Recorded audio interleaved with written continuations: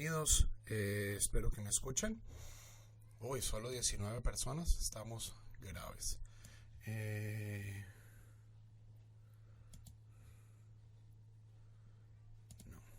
No, upload.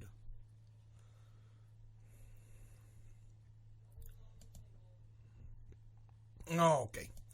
Shalom, Javerim, muy buenas noches, bienvenidos a nuestra 51ª clase de Introducción al Judaísmo, tema de las Melajot de Shabbat, en compañía de nuestros Javerim de la clase de Hilchot Shabbat.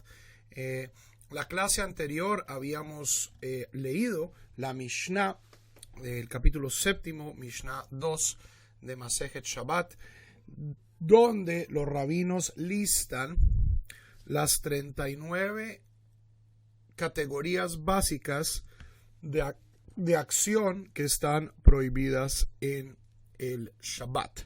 Esto es lo que se llama Avot Melajá, los padres de la Melajá. Y como vamos a ver cuando entremos en detalle a estudiar las diferentes nociones de cómo estas 39 Avot Melajá se manifiestan en nuestra vida cotidiana, vamos a ver que no siempre es la acción en sí misma, sino acciones derivadas. ¿Quedaron algún tipo de preguntas con respecto a esta Mishnah o podemos proceder? Mientras esto el texto que voy a utilizar para detallar un poco estas 39 melajot de Shabbat es la descripción de las 39 melajot que hace el rabino Menashe ben Israel en su libro Tesouro Dosh Dinim. Es un texto muy interesante. El rabino Menashe ben Israel es uno de mis héroes culturales, de mis héroes judíos. Él nace en Portugal como Manuel Mendes Soeiro, en una familia de Bnei Anusim. Cuando tiene 10 años, su padre se lleva a la familia a Ámsterdam, donde revierten abiertamente a su religión judía, se circuncidan, y el joven Menashe manifiesta una aptitud increíble para el estudio y acaba siendo uno de los 3 grandes rabinos de Ámsterdam durante el siglo XVII. Los 3 grandes Jajamim de la comunidad de Ámsterdam en la primera mitad del siglo XVII son el rabino Saúl Levi Morteira, el rabino Isaac Aboab da Fonseca, que fue el primer rabino en el Nuevo Mundo, el primer rabino en las Américas. Él fue el rabino de la comunidad de Recife en Brasil, cuando esto era una colonia holandesa, y el más joven de todos era Menashe ben Israel, pero no por ser joven era menos ilustre, un intelectual a carta cabal, matemático, astrónomo, cabalista, humanista, amigo de Rembrandt, amigo correspondiente pues con las mentes más preclaras del siglo XVII, un verdadero hombre, no del Renacimiento, porque ya el Renacimiento había pasado, pero una persona, un rabino muy, muy especial. Y entre sus obras destácase Tesouro Dosh Dinim, que es escrito en un portugués castizo y es un manual, es un Kitzur Shulchan Aruch escrito para aquellas personas que estaban llegando a Ámsterdam en cantidades bastante grandes, que no tenían idea de judaísmo. Eso era un Kitzur Shulchan Aruch para Bnei Anusim. Este libro ustedes lo pueden encontrar en PDF, bueno, no en PDF, en una serie de JPGs en la universidad, la página web de la Universidad de Ámsterdam, que tiene en su colección toda la obra de Menashe ben Israel digitalizada. Entonces, si ustedes buscan Menashe ben Israel Tesouro Dosh Dinim, van a encontrar, es un libro bastante extenso que cubre toda la halajá. Para mis primeros sidurim yo traduje varias partes importantes de este texto que tienen que ver con Shabbat, incluido este texto que vamos a estudiar esta noche. Entonces, Menashe ben Israel Tesouro Dosh Dinim. Uno de los lugares en los cuales infaliblemente se prueba la necesidad de la tradición, que nosotros llamamos la Torah oral, es el mandamiento del Dios bendito en el Decálogo. No harás en Shabbat ninguna melajá. Lota hace melajá, Éxodo 20:10. Es necesario que oralmente, por fuera del texto de la Torah, le declarase a Moshe la fuerza de este precepto, ya que de otro modo cualquier entendimiento podría determinar a qué cosas se le podría dar el nombre de melajá y a cuáles no. ¿Ok? Esto es algo que ya hablamos la clase pasada, y es, melajá es un término rabínico, es un término único en el judaísmo, es un término que se define dentro de la misma tradición. Melajá no tiene una buena traducción. Obra, trabajo, todas estas son traducciones mediocres y que acaban confundiendo a la gente. Entonces, no le recomiendo tratar de traducirla, sino entender el concepto en su contexto original tradicional hebreo y usar la palabra melajá. Mira pues que por nuestra tradición que las melajot prohibidas en Shabbat son 39, las cuales son como raíces de las cuales dependen otras infinitas. Que el rabino Menashe ben Israel no es tímido, como hijos de estas que como príncipes tienen el nombre de los padres. ¿De qué está hablando? Entonces tenemos 39 avot melajá, 39 melajot padres,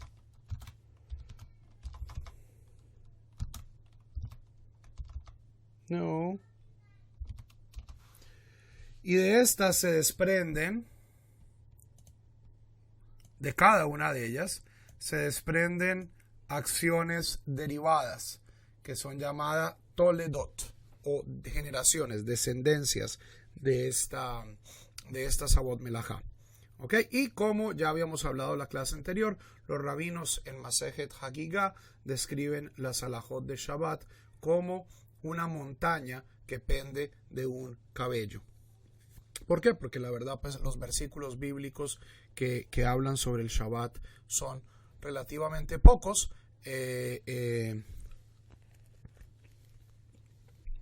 Pero las halajot, el corpus de halajot rabínico de Ilhot Shabbat es inmenso.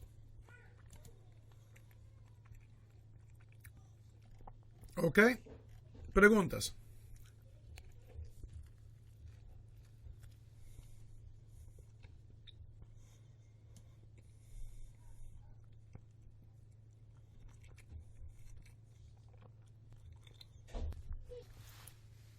Y para poder, entonces, pues viendo pues una de las teorías podrían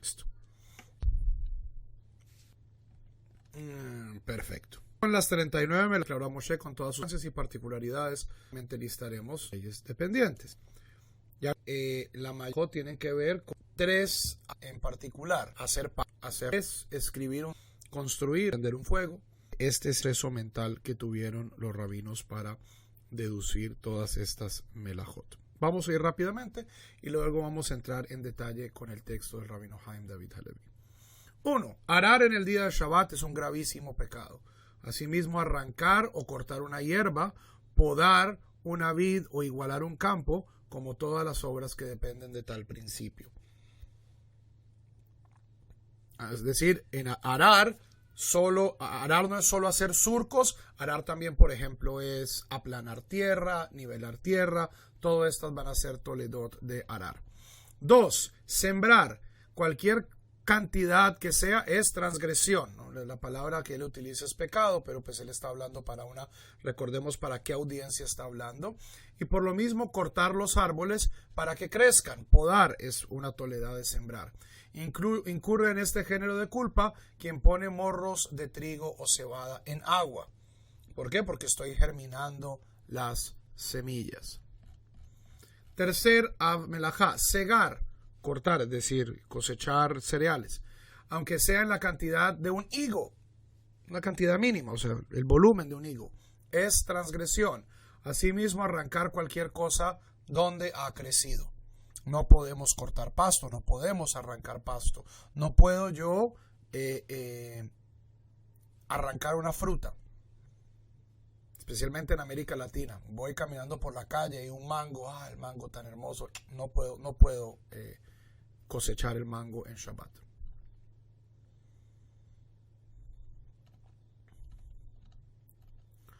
Cuatro, hacer morros, hacer montones, así sea para comida propia o para comida del animal o para quemar, es transgresión. Asimismo, quien junta pasta de higos secos para hacer pan de higo o quien los ataca juntándolos para hacer incurre en el mismo de transgresión. Comida, la transgresión Shabbat. Ahora, esto no quiere decir que yo no pueda, ¿cierto?, poner el arroz en el cubierto. Ya vamos a hablar de manera más específica sobre cada una de estas melajot. Aquí simplemente las estamos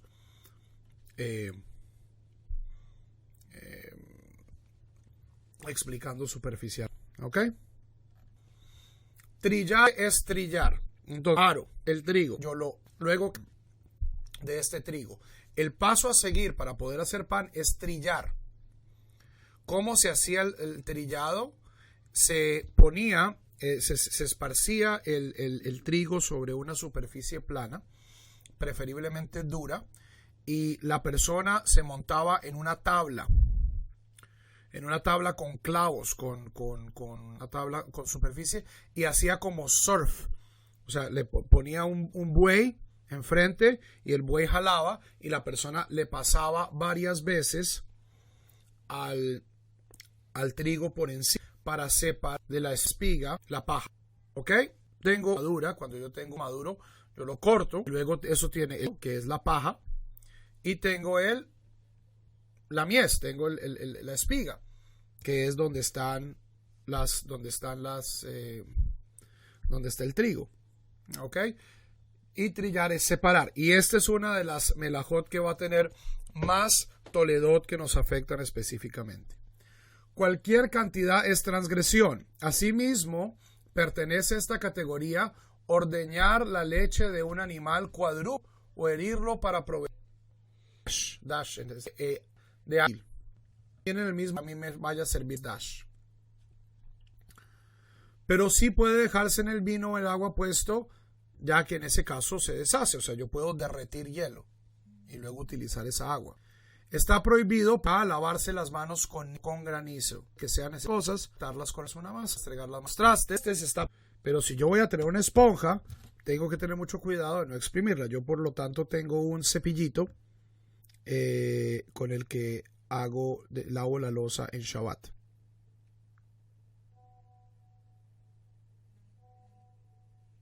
¿Ok?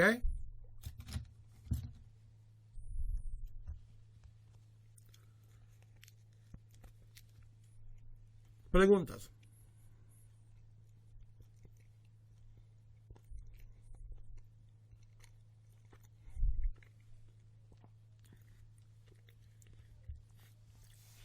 Javier, esto lo discutimos primera en la Shabbat. Una Shabbat, cuando había templo. Hoy en día tenemos Corbán. Entonces, si yo transgredo hoy, ¿qué hago? Pues tengo que hacer, no lo vuelvo a hacer. Pido perdón por ello. Tiempos del templo, viola el a dicen, ole, usted está prohibido y que el es esquila, que es esto, y la no importa persona, y eso si no, hoy y pueda.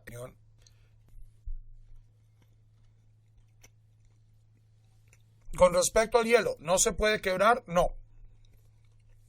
No puedo triturar hielo en Shabbat. Puedo usar hielo en Shabbat, puedo usar cubos de hielo en Shabbat, ningún problema, pero no puedo picar hielo en Shabbat.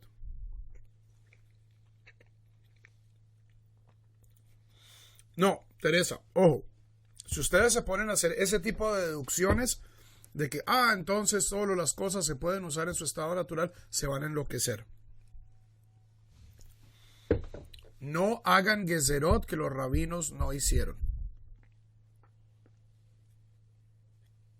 O sea, este proceso fue un proceso muy largo, de más de 500 años de tradición rabínica, donde se llegó a un consenso de que era una melajá y una melajá.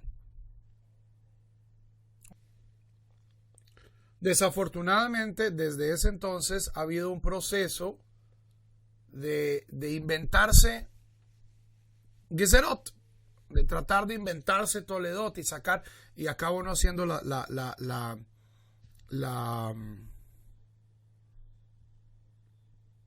observancia del Shabbat más difícil de lo que es. Entonces no tiene nada que ver con el estado natural. Lo que nos dice aquí, por ejemplo, las frutas, este tipo de frutas es una melajá exprimirlas. Este otro tipo de frutas, no. ¿Por qué? Vayan al Talmud, ahí hay una aclaración específica. Los limones pueden ser exprimidos. Entonces, el jugo de limón no es técnicamente el estado natural del limón. Entonces, o sea, la misma ley aclara y determina cuáles son las excepciones y cuáles son las reglas.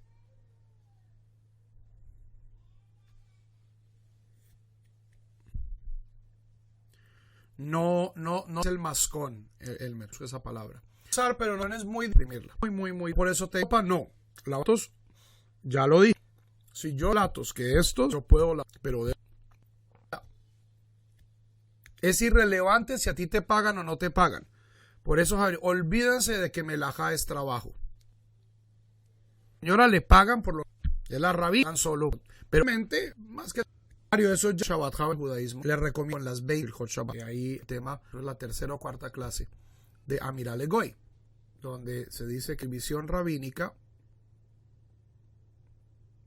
decirle a una persona no judía que haga algo en Shabbat que está prohibido de Oraita.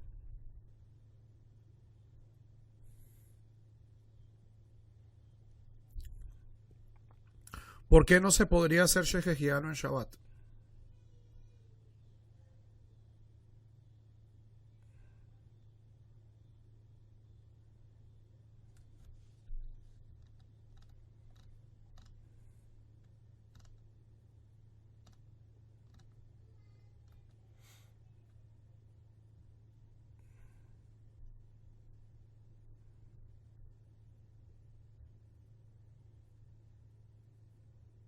¿Cuál es el razonamiento ahí?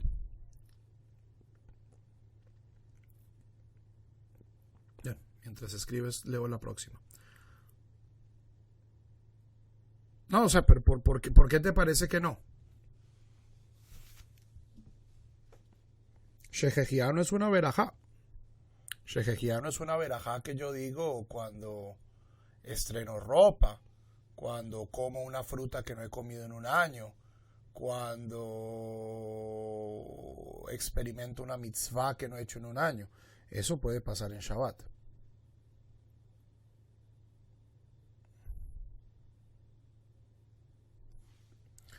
Aventar el trigo al aire para separarlo de la paja es también transgresión y parte de estas 39 melajot. Entonces yo una vez trillaba el trigo, yo tomaba un trinchete y echaba el trigo al aire y el viento se llevaba la paja, que es más ligera, mientras que las espigas caían directamente abajo.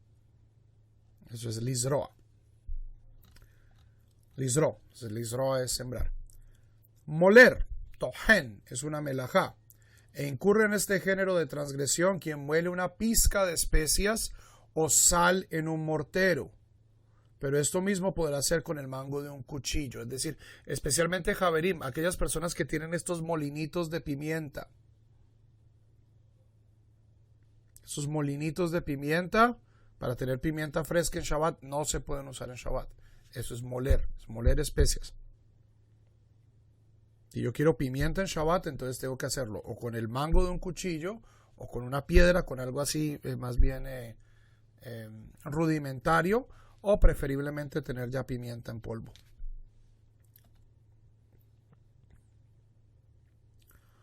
Es lícito cortar la carne de manera muy menuda con un cuchillo después de ser cocida.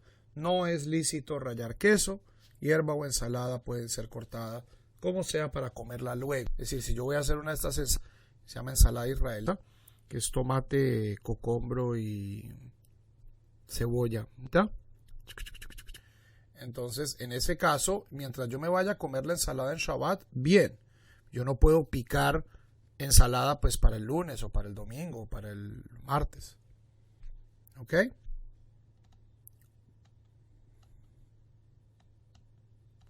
Mientras yo vaya a comer la comida en Shabbat, hay muchas cosas que yo puedo hacer leojel nefesh, es decir, para yo comer. Yo puedo prepararme una ensalada en Shabbat, por ejemplo. Sin ningún problema. Puedo cortar los pepinos, puedo cortar la zanahoria, el tomate. Puedo hacerme en Shabbat sin ningún problema cuando la vaya a comer en Shabbat. Ya cuando comenzamos a añadir fuego es que se complica la cosa. O calor o cocción. Pero hacer una ensalada cruda, fría, en Shabbat no tiene nada. 8. La peor pulgada maní. Él nuevamente lo suele combinación mucho. Entonces yo tengo un tazón y pasas en Shabbat. Comerme como lo que me coma. Entonces, si yo tengo una hoja de lechuga, una cabeza de lechuga, y la lechuga tiene unas hojitas que están medio feas, amarillosas, y no las quiero comer. Entonces lo que yo tengo que hacer es sacar las hojas que sí quiero y no retirar las que no quiero. Porque si es el caso de que separó lo malo de lo bueno, o dos géneros para no comer luego, a menos de que sea para el mismo día y con la mano, ha transgredido. No se puede botar agua sobre las legumbres para que los bichos, lavar frutas, pero no, por ejemplo, la lechuga en agua, los bichos suban a la superficie.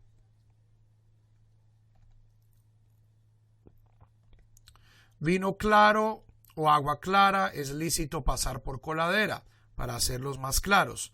Los demás licores, en caso de estar turbios, es transgresión colarlos. En general es problema en Shabbat. Ya vamos a hablar en detalle sobre café en Shabbat.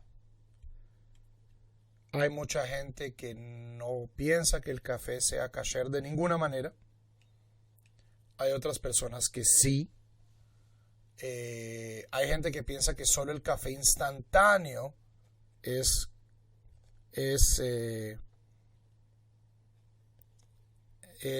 permitido hacerlo en Shabbat. Pero ciertamente la mayoría de la gente, la mayoría de los poskim está de acuerdo en que el café el café no se puede colar en Shabbat. Aquellas personas que son cafeinómanos, entonces tienen tres opciones. La primera de ellas es no tomar café, lo cual no me parece una buena solución. La segunda es tomar café instantáneo, siempre y cuando pues tengan una urna de agua caliente, lo cual pues para aquellas personas que son snobs del café, pues por lo general no suele ser una buena opción. No instantáneo, en Israel solo, que es café turco, una French tampoco está permitido. La tercera opción, quiero un café helado, etcétera, etcétera, es ponerlo en un termo. Prepararlo antes de Shabbat y ponerlo en un termo. Esa es la opción más, yo creo, más indolora para los snobs del café.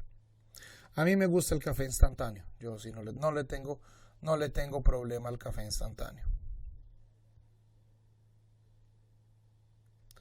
El mate es interesante. Yo le hice esa pregunta a mis colegas argentinos de cuál era hay un principio halágico que se llama Puk Hazei. Sal y ve qué es lo que está haciendo la gente. Entonces, en Argentina hay gente, y no solo eso, hay shubot, el mate eventualmente por los inmigrantes que que llegaron a Argentina de Siria, el mate se vuelve muy popular en Líbano y en Siria también.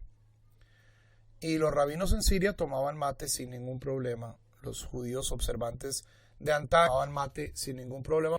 Porque yo lo que es en Villa, otra vez, cosas que la vida ha cambiado, ¿cierto? O sea, hace 200 años la gente no había electricidad, entonces la cuestión de electricidad en Shabbat pues no era un problema.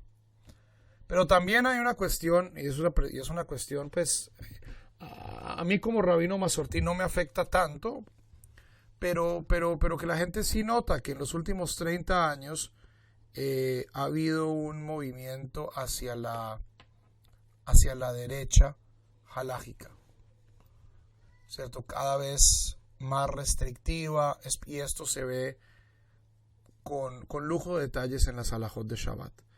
En la introducción a su doctorado,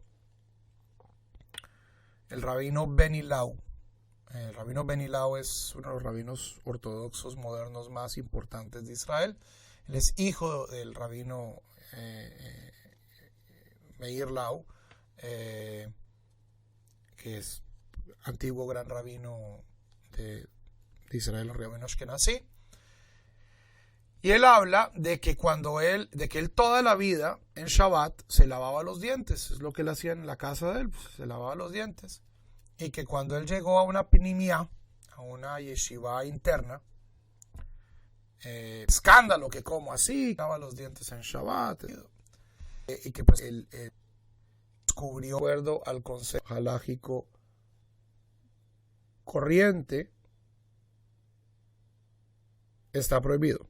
Más aún, utilizar el microondas en Shabbat es bishul.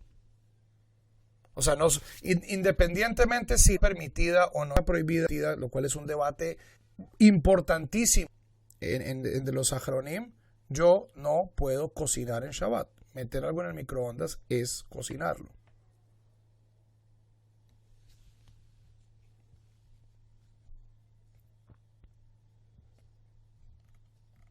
Una caldera o una olla que tengan algo tan caliente que pueda escaldar las manos, es lícito poner sobre otra que contenga el jamín en su hornillo para que conserve el calor. Es decir, yo puedo poner una olla encima de la otra para que se calienten. Cosa fría que se ha cocinado completamente puede ser puesta sobre un caldero que está sobre la lumbre, pero si esta cosa contiene algún líquido, está prohibido. El tema de bishul be Shabbat, de cocinar en Shabbat, es posiblemente el tema más difícil y el tema al que los rabinos le dedican más atención. ¿Por qué? ¿Por qué, Javerim?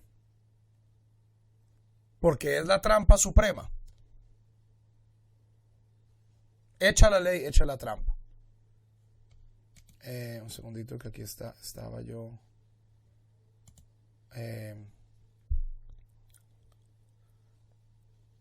La Torá dice de manera explícita: no encenderéis fuego en el día de Shabbat. En esto los caraítas son tremendamente consistentes. Los caraítas comen comida fría en Shabbat. Pero los rabinos, balanceando la cuestión de que bekarata la Shabbat oneg, llamarás al Shabbat un deleite, pues comer comida fría es horrible. Entonces, bishul be Shabbat es una de las acrobacias halágicas más complejas.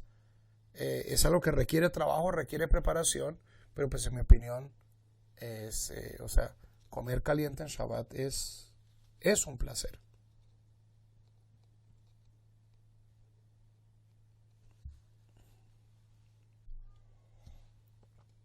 No dice que está sobre el fuego, Teresa. No pueden encender fuego. Aguanten el viaje. No hagan gezerot por ustedes mismos. Las leyes de Shabbat son tremendamente específicas. No se pongan a conectar. Entonces de esto se sigue que esto sí que. Porque entonces van a acabar en callejones lógicos o van a acabar transgrediendo. No se puede encender fuego en Shabbat. No se puede alimentar fuego en Shabbat. Cuando aquí se habla de la lumbre, no es fuego. ¿Qué era lo que hacían en el mundo antiguo? En el mundo antiguo, los hornos de las panaderías estaban calientes todo el tiempo. No se apagaban, los hornos no se apagaban. En Shabbat, por supuesto, pues la gente dejaba de trabajar. ¿Y qué se hacía? Se cubría, los carbones se cubrían con polvo o con ceniza. O sea, no había llama, no se estaba alimentando ese fuego y la gente dejaba sus ollas no directamente sobre los carbones, sino que lo dejaba en un fuego indirecto o en un horno que ya estaba caliente pues de haber estado activo 6 días de la semana. Poner una cosa sobre una fuente de calor directa es cocinar. ¿Cómo entonces vamos a cocinar en Shabbat? Se les va a explicar a su tiempo. Shwaye, shwaye, como dicen nuestros primos. Despacio, despacio. ¿Ok? Algo cocinado que se ha cocido en su totalidad o lo necesario, si está seco y sin caldo, puede ponerse frente al fuego en un lugar donde la mano no se escalde. Yo lo puedo poner al lado, pero no encima del fuego. Lo mismo puede hacerse con pasteles y empanadas.